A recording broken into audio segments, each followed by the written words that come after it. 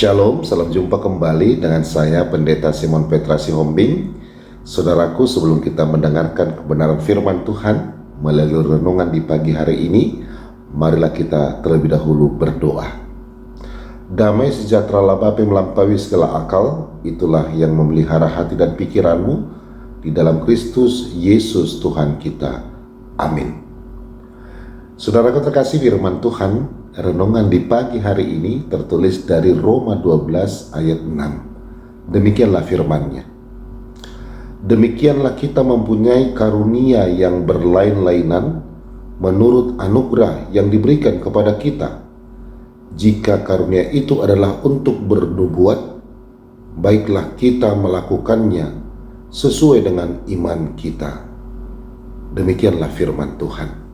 Saudaraku terkasih, nas firman Tuhan di pagi hari ini membahas tentang karunia yang Tuhan berikan.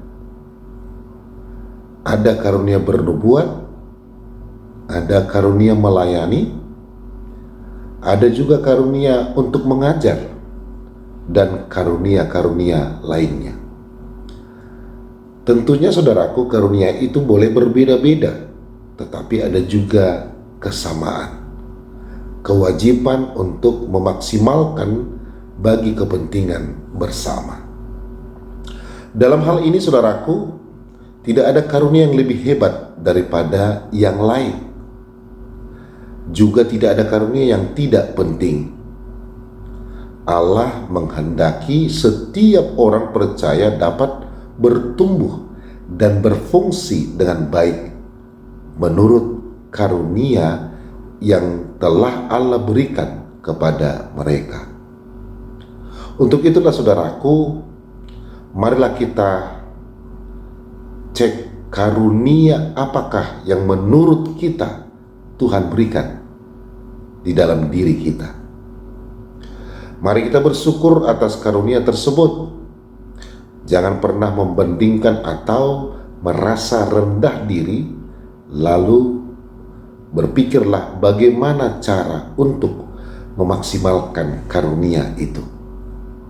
Dan marilah kita melakukan itu semuanya demi membangun kehidupan orang lain supaya dapat berfungsi dalam kesatuan tubuh Kristus dan supaya nama Tuhan dimuliakan.